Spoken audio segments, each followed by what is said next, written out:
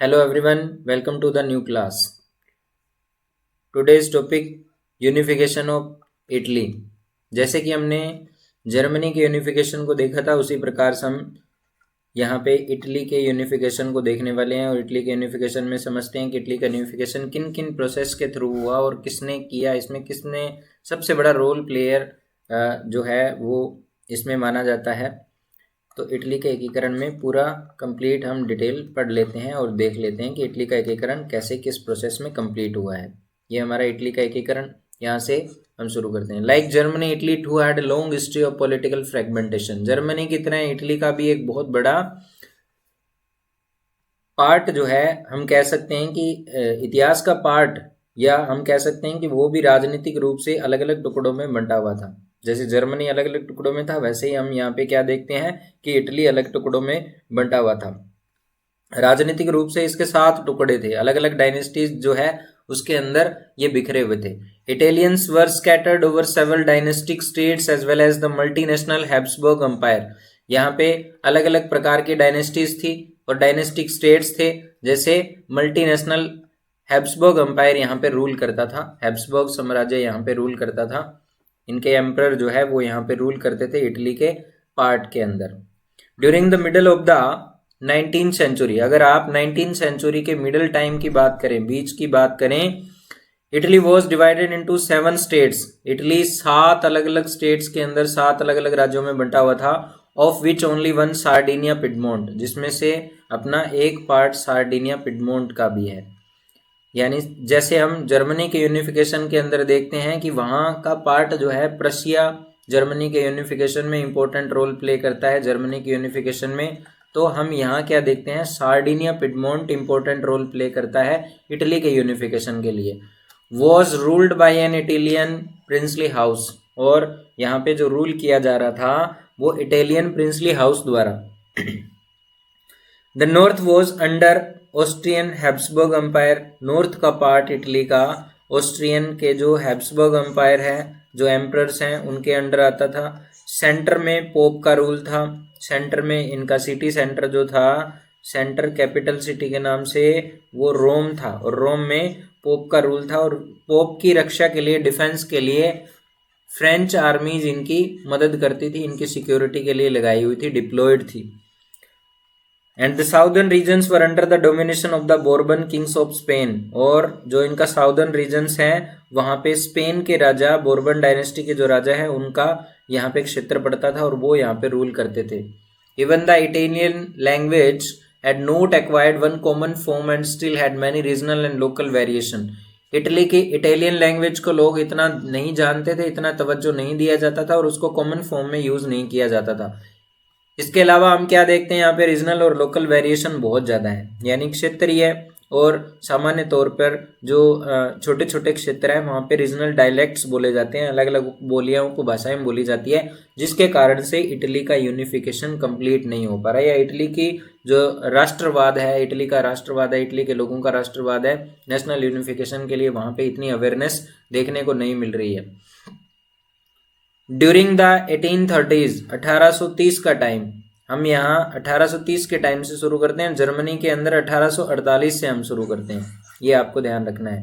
लेकिन जर्मनी का कॉन्फेडरेशन जो है वो सबसे पहले 1834 के अंदर हो चुका था। जर्मनी का कॉन्फेडरेशन जोल्वराइन के नाम से वो वहाँ पे उन्होंने सेटअप कर लिया था अपना, और वहीं से इनका नेशनल यूनिफिकेशन धीरे धीरे रेवोल्यूशनरी एक्टिविटीज स्टार्ट हो गई थी।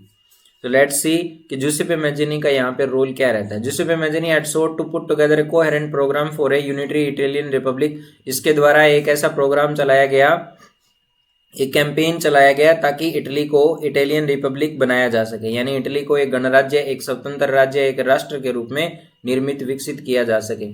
इसके अलावा इन्होंने एक सीक्रेट सोसाइटी भी बनाई थी जिसका नाम था यंग इटली।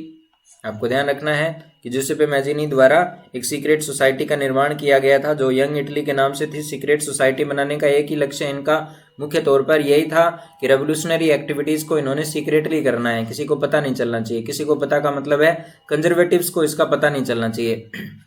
अगर कंजर्वेटिव्स को इसका पता चलेगा या कंजर्वेटिव्स जो हैं उनको इस रूलिंग का, इस सिस्टम का अगर पता चलेगा तो वो इसको रिप्रेस करेंगे, इसको दबा देंगे, या फिर रेवोल्यूशनरी एक्टिविटी करने वाले जितने भी रिवोल्ट करने वाले रेवोल्यूशनरीज हैं उनको किसी तरह की कोई फांसी हो सकती है या सजा हो सकती है, एग्जाइल में भेजा जा सकता है या जेल में डाला जा सकता है। इन सब चीज़ों से बचने के लिए, लोगों को अवेयर करने के लिए, नेशनल यूनिफिकेशन को अच्छा करने के लिए, नेशनलिज्म को बढ़ाने के लिए, नेशनल फीलिंग्स के लिए काम कर रहे हैं। For the dissemination of his goals, ताकि इसके गोल, इसके लक्ष्य की प्राप्ति कर सके। Failure of the revolutionary uprising both in 1831 and 1848 means that the mental now fell on Sardinia Piedmont. ये 1831 के प्रयास और 1848 के प्रयास इनके जो है वो असफल रहे और इसके कारण से सारा का सारा प्रेशर जो है वो सार्डिनिया पिडमोंट पे आ जाता है। Under its ruler king Victor Emmanuel second, ये विक्टर इम्यूनल सेकंड यहाँ पे रूल कर रहे हैं सार्डिनिया पिडमोंट के क्षेत्र में। To unify the Italian state through war, और अब एक ही इनके पास चारा बचता है कि इटली को यूनिफाइड कैसे किया जा सकता है। तो स्ट्रगल करना पड़ेगा, और स्ट्रगल किसके माध्यम से किया जाएगा? वॉर के माध्यम से किया जाएगा, युद्ध के माध्यम से किया जाएगा। In the eyes of the ruling elites of this region, अगर हम देखें रूलिंग एलाइट्स के यहाँ, इनकी नज़र से देखें तो a unified Italy offered them the possibility of economic development and political dominance.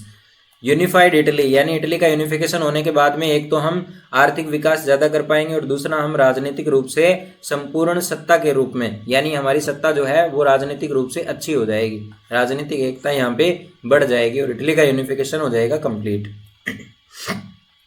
Next part यहाँ पे ये जो रोल है chief minister Count de Camillo Cavour का है, इसका नाम है काउंट डी कैमिलो काउर।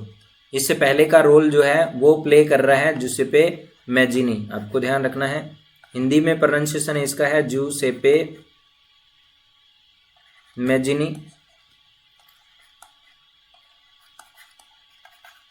या इसका नाम प्रोनाउंस किया जाता है मैत्सिनी, इसके नेम को प्रोनाउंस किया जाता है जुसेपे मैत्सिनी के नाम से।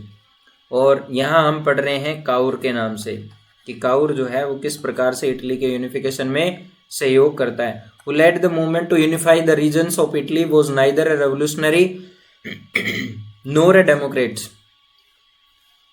Count de Camillo Cavour lead करता है मूवमेंट को, मूवमेंट का लीडर बनता है और अपने गोल्स को पूरा करने के लिए इटली के रीजन्स को यूनिफाई करने के लिए प्रयास करता है। ये व्यक्ति ना तो कभी क्रांतिकारी रहा है और ना ही कभी डिप्लोमेट रहा है या फिर लोकतंत्र का इसको कोई ज्ञान है, यानी राजनीतिक रूप से या डेमोक्रेट रूप से या फिर लोकतांत्रिक रूप से इसको कोई इतना बड़ा नॉलेज एक्सपीरियंस नहीं है।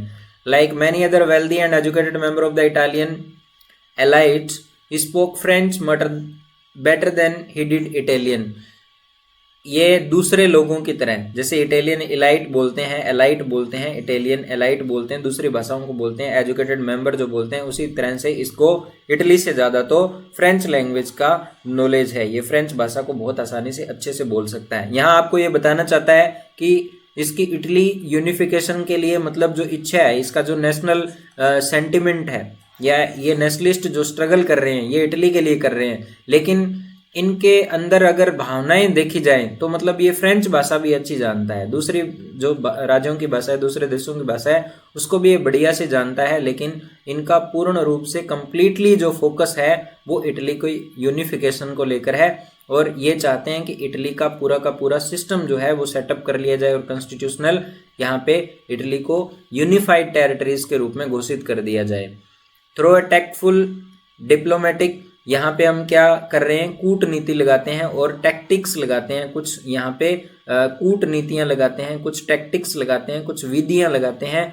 Alliance with France engineered by Cavour, Sardinia Piedmont succeeded in defeating the Austrian forces. France की मदद भी ली जाती है काउर द्वारा, इधर सार्डिनिया पिडमोंट द्वारा ऑस्ट्रियन फोर्सेस को हराने में ये कामयाब हो जाते हैं इन 1859 के अंदर।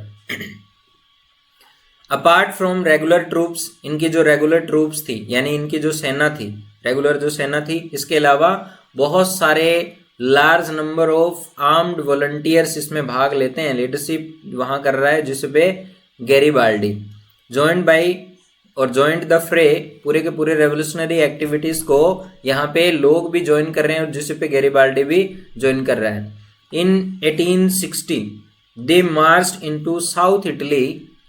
1860 के टाइम पीरियड में वो साउथ इटली की तरफ जाते हैं और वो अपने 2 किंगडम को आज़ाद करवाते हैं, जिसका नाम है 2 सिसिलीज। ये 2 आइलैंड पार्ट हैं इनके, जो उसको आज़ाद करवाते हैं। And succeeded in winning the support of the local peasant, और लोकल पीजेंट्स जो है वो वहाँ स्पेनिश रूलर जो रूल कर रहे हैं उनको वहाँ से भगाने में इनकी मदद करते हैं और वहाँ से साउथ इटली को आज़ाद करा लिया जाता है। इन 1861 विक्टोरियन सेकंड अपने आप को राजा घोषित कर देता है, proclaimed king of United Italy. United Italy का पूरा ये जो यूनिफिकेशन है इसको कंप्लीट कर लिया जाता है, यानी यूनाइटेड इटली घोषित कर दी जाती है और इसका नया राजा विक्टोरियन सेकंड, वही राजा जो वहाँ पे सार्डिनिया, पिडमोंट और उसके रीजन में रूल कर रहा है। However, much of the Italian population, among whom rates of illiteracy were very high, remained blissfully unaware of liberal nationalist ideology. यहाँ इटली की पॉपुलेशन जो है वो इटली की भाषा को नहीं जानती है, ज़्यादा पढ़ी लिखी भी नहीं है, और हम यहाँ पे क्या देखते हैं कि वो लिबरल नेशनलिस्ट आइडियोलॉजी को नहीं समझती है, क्योंकि पढ़े लिखे नहीं है ना। अखबार, पत्रिका, या हम कह सकते हैं कि सॉन्ग, म्यूजिक, या जो भी नेशनल सेंटिमेंट्स की भावनाएं होती है, जो भी एक राष्ट्रवादी के लिए राष्ट्रवाद को जागृत करने के लिए एक व्यक्ति के अंदर जिस तरह की भावनाएं हमें देनी होती है वो इनको नहीं दे सकते थे। तो इस तरह की आइडियोलॉजी को ये समझ नहीं रहे थे। क्यों समझ नहीं रहे थे? इसका सबसे बड़ा कारण था इलिटरेसी। यहाँ पे लोग जो हैं वो अनपढ़ थे। The peasant masses who had supported Garibaldi, जो पीजेंट मासेज है, जो काश्तकार का बड़ा ग्रुप है, जो लोग है, समूह है, वो गैरिबाल्डी को सपोर्ट करते हैं साउदर्न इटली में। Had never heard of Italia, उन्होंने कभी इटालिया यानी इटली की भाषा को सुना ही नहीं था, इटली के बारे में जानते ही नहीं थे। एंड बिलीव दैट, वो तो ये मानते थे कि ला तेलिया या लेटेलिया जो है वो कोई भाषा नहीं है, बल्कि विक्टोरियन की वाइफ का नेम है, विक्टोरियन की वाइफ का नेम है। तो इस प्रकार से हम देखते हैं कि इटली का यूनिफिकेशन कैसे और किन किन प्रोसेस के थ्रू कंप्लीट कर लिया जाता है। थैंक्स।